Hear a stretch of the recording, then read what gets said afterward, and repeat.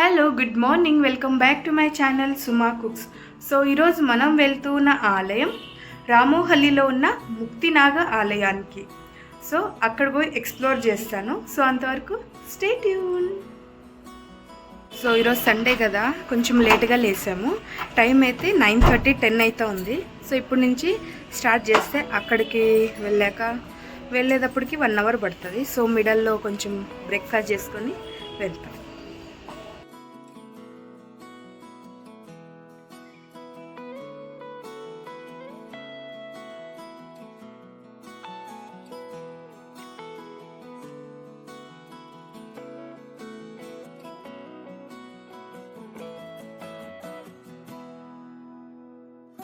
ఇప్పుడైతే టీ తాగేకి వచ్చేసాము.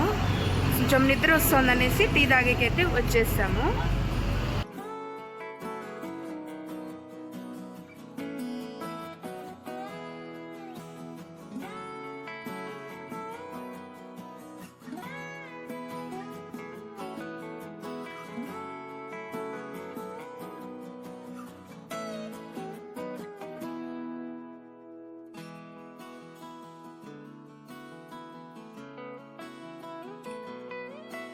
ఈరోజు మనం వెళ్తూ ఉన్న ఆలయం శ్రీ ముక్తినాగ ఆలయానికి.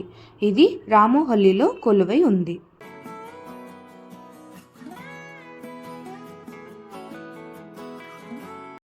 అయితే మన హిందూ సాంప్రదాయాల్లో నాగుపాముని దేవతలాగా పూజిస్తాము. ఇది ప్రాచీన కాలం నుండి వస్తున్న సాంప్రదాయం. నాగుపాముని ఎటువంటి హాని కలిగించినా అది మనకు శాపంగా మారుతుంది. ఆ దోషం మనకి తరతరాలుగా వెంటాడుతుందని చాలామంది భావిస్తూ ఉంటారు. సో గైస్, గుడి దగ్గరికి అయితే వచ్చేసాము. సో చూపిస్తాను మీకు, చాలా అందంగా ఉంది. చూపిస్తాను ముందరికి వెళ్ళేసి. సో లోపలికి వెళ్దాము రండి. ఇప్పుడు మనం వెళ్తూ ఉండేది ప్రథమ దర్శనం ముక్తినాగ ఆలయానికి. సో అది ఫస్ట్ దర్శనం చేసుకోవాలంట. అక్కడ పోయి చూపిస్తాను. ప్రతిష్ఠ చేసిండేటి నాగులు ఉన్నాయి. ఇప్పుడు అక్కడ పోదాం దర్శనానికి. అందుకోసమే ఆ దోషం తొలగిపోవడానికి సుబ్రహ్మణ్య షష్ఠి రోజు అభిషేకం చేస్తే మంచిది అని భావిస్తూ ఉంటారు.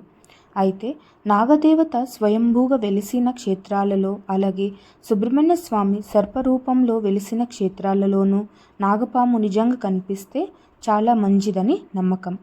అలా కొన్ని క్షేత్రాలలో ఈ ఆలయం కూడా ఒకటి.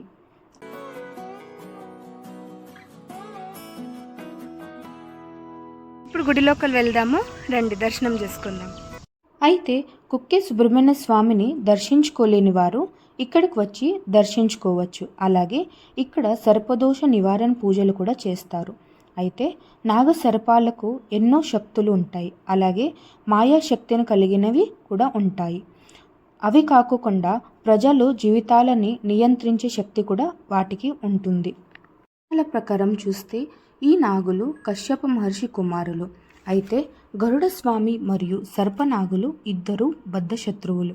అయితే కశ్యప మహర్షికి 21 మంది భార్యలు. వారిలో ఒకరు దక్ష ప్రజాపతి అయిన ఒక కుమార్తె వినీతిని వివాహం చేసుకోవడం వల్ల వీరికి జన్మించిన పుత్రులే గరుడ స్వామి మరియు అరుణుడు. అలాగే కశ్యప మునికి కత్రుడు వల్ల నాగపాములు జన్మించాయి. అందుకే ఈ ఆలయం చాలా మహిమ గలది అని స్థానికులు చెప్తారు. అయితే సుబ్రహ్మణ్య స్వామికి ఇంకో రూపమైన నాగదేవతకు షష్ఠి రోజు ఇక్కడ ప్రత్యేకమైన పూజలు జరుగుతాయి.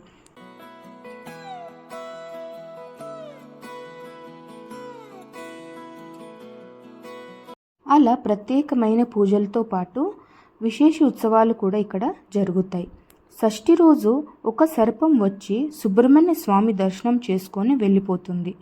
అయితే ఈ అద్భుతమైన ఆలయం బెంగళూరులో రామోహల్లిలో అనే ప్రాంతంలో కొలువై ఉంది.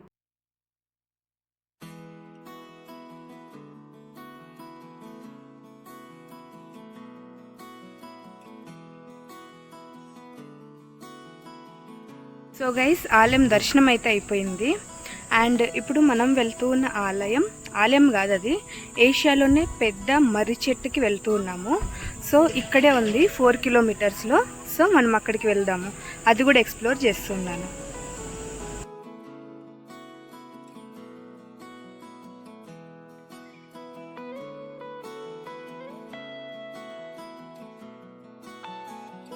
ఈ మర్రి చెట్టు ఏషియాలోనే చాలా పెద్దదంట. సో ఇప్పుడు మనం లోపలికి వెళ్దాము రండి.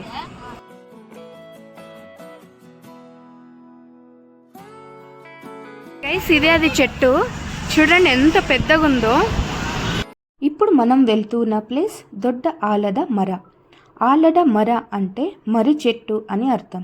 ఈ చెట్టుని 400 సంవత్సరాల కింద నాటింది అని చెప్తారు. అందుకే ఈ మర్రి చెట్టు ఏషియాలోనే లార్జెస్ట్ ట్రీ అని, అలాగే ఓల్డెస్ట్ ట్రీ అని చెప్తారు. ఈ చెట్టు కిందే మునేశ్వరి స్వామి ఆలయం కూడా ఉంది. ఇది కేటోహల్లి అనే ప్రాంతంలో ఉంటుంది. ఇక్కడ ఈవినింగ్ టైంలో హ్యాపీగా టైం స్పెండ్ చేయొచ్చు ఫ్యామిలీతో పాటు. మొత్తానికి ఈ ప్లేస్ అయితే చాలా చాలా బాగుంది. డీటెయిల్స్ డిస్క్రిప్షన్ బాక్స్లో మెన్షన్ చేస్తాను. ముక్తినాగ స్వామి ఆలయాన్ని కూడా, అలాగే దొడ్డ ఆలద మర కూడా. అయితే ముక్తినాగ ఆలయం నుండి ఈ ప్లేస్ 4 కిలోమీటర్స్లో ఉంటుంది. కంప్లీట్ డీటెయిల్స్ డిస్క్రిప్షన్ బాక్స్లో ఉన్నాయి, మీరు ఒకసారి చెక్ చేసుకోండి.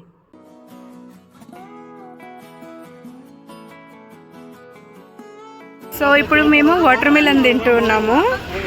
చాలా బాగుంది, టేస్టీగా. అందుకు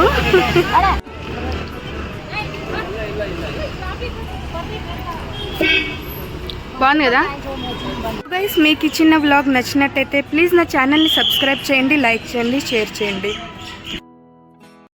మొత్తానికి మీకు ఈ చిన్న వ్లాగ్ నచ్చినట్టయితే నా ఛానల్ని ప్లీజ్ సబ్స్క్రైబ్ చేయండి, లైక్ చేయండి, షేర్ చేయండి. ఏమైనా డౌట్స్ ఉంటే కమెంట్ చేయండి, ఖచ్చితంగా రిప్లై ఇస్తాను. బాయ్.